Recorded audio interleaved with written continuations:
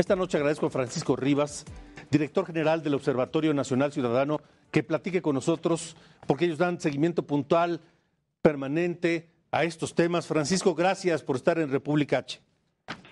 Querido Alejandro, un gusto estar contigo y con tu auditorio. Muy buenas noches. ¿Qué nos dices de esta lista de 50 municipios, los más peligrosos? ¿Qué te dice? Pues, mira, el día de hoy yo publiqué precisamente un artículo en donde critico esta decisión. Primero porque no es una política pública nueva, es una política pública que tú y yo, que llevamos muchos años en estos temas, recordaremos que hace 8 años y medio exactamente nos presentaron más o menos la misma idea de política pública, una política pública concentrada en los 50 municipios, que en ese entonces tenía una claridad de cuáles eran los elementos decisorios para definir cuáles debían ser las prioridades. La verdad es que en ese entonces podíamos evaluar por qué se incluían o por qué no se incluían los municipios y podíamos entender de qué manera esta política pública dialogaba con otras políticas, como era la de cuadrantes carreteros, como era la definición regional del país, como era la política de la entonces Subsecretaría de Prevención y donde habían estos programas de prevención social de la violencia. Hoy yo leía la lista y la verdad hay muchas ciudades que no se entiende por qué están dentro de esta lista, porque si el elemento debía definirse a partir de el homicidio, a partir de los secuestros, de los robos con violencia, de las extorsiones, de las desapariciones, pues hay municipios que aparecen y hay otros que no aparecen. La verdad es que si tomamos como referencia el año pasado y volteamos a ver el número de municipios que tienen más de 100,000 habitantes, es decir, aquellos municipios que tienen una relevancia poblacional mayor, en el país tienes 241 municipios con más de 100,000 habitantes. En 2020, 148 de ellos tuvieron una tasa superior a los 10 homicidios por cada 100,000 habitantes, que como tú bien sabes, es el indicador que utiliza la Organización Mundial de la Salud para definir que arriba de los 10 homicidios por cada 100,000 habitantes estamos hablando de una epidemia de homicidios. Entonces, la definición a mí me parece una definición poco funcional, no entiendo cuál es la lógica detrás, simple y sencillamente volteando a ver la Ciudad de México, la alcaldía que ponen como la más peligrosa es Iztapalapa, y si bien es cierto que para los ciudadanos que viven ahí hay una serie de peligros relevantes, si nos concentramos en el tema del homicidio o de delitos como el secuestro y la extorsión, no es Iztapalapa una de las alcaldías que tiene la mayor problemática. De hecho, por ejemplo, si hablamos de homicidio, en la Ciudad de México es Venustiano Carranza la alcaldía que concentra la mayor proporcionalidad de homicidios, o Cuauhtémoc, que es la alcaldía que concentra la mayor cantidad de homicidios, entonces, sí, y la mayor proporcionalidad de delitos. Entonces, la verdad es que la definición de estos 50 municipios a mí no me parece clara, y lo peor del caso es que tampoco entiendo qué van a hacer de diferente respecto a lo que se ha venido haciendo desde el gobierno federal, cuando, como sabes, pues hay recortes presupuestales importantes en estados, municipios, en fiscalías. Este año las policías de nuestro país traen 0 pesos con 0 centavos para su fortalecimiento. La verdad no entiendo qué es lo que va a ser diferente hoy respecto a lo que se ha venido haciendo.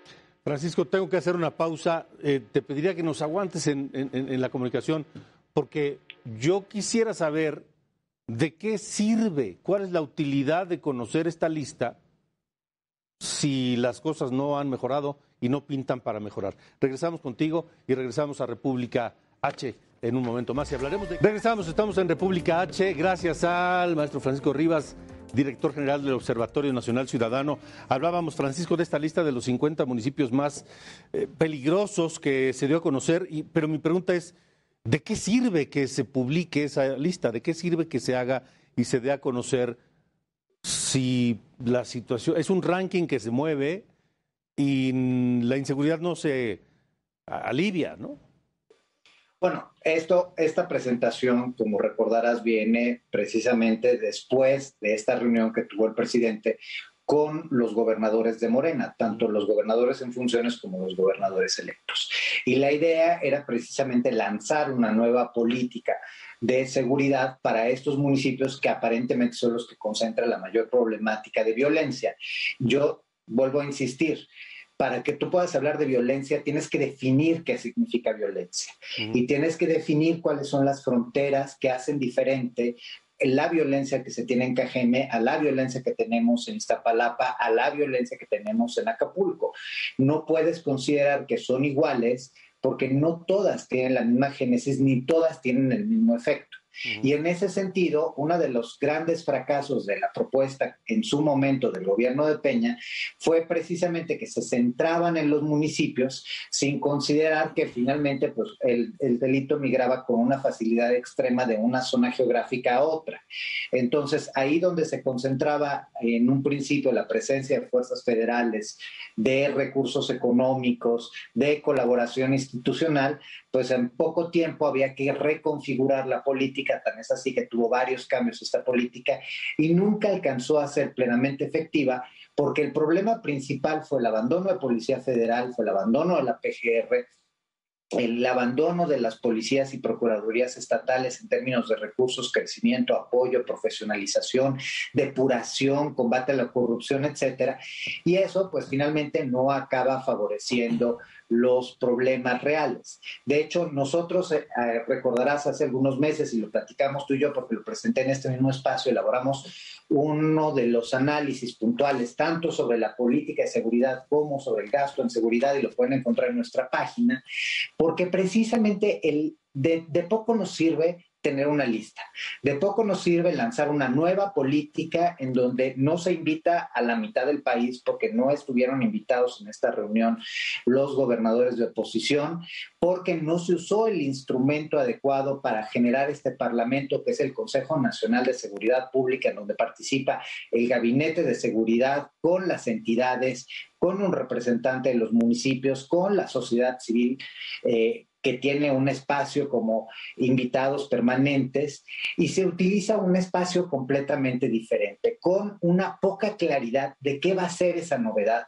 Yo creo, como tú lo señalaste previamente, este anuncio no va a estar acompañando de una mejora, porque para que tengamos una mejora necesitamos una estrategia clara, definida, con indicadores de desempeño, de resultado, planes, tiempo, pero sobre todo necesitamos recursos.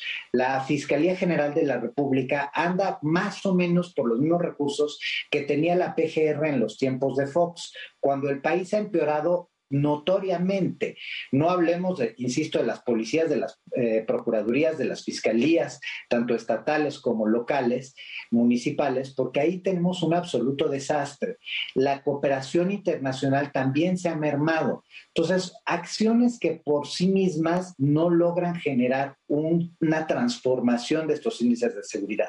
Cuando empezó esta nota, tú nos hiciste un recuento, el país efectivamente pasa por una grave crisis e independientemente de lo que nos ha dicho el presidente, el homicidio sigue creciendo y desde que entró esta administración hay un 8% más de homicidios respecto a los precedentes 30 meses de la pasada administración.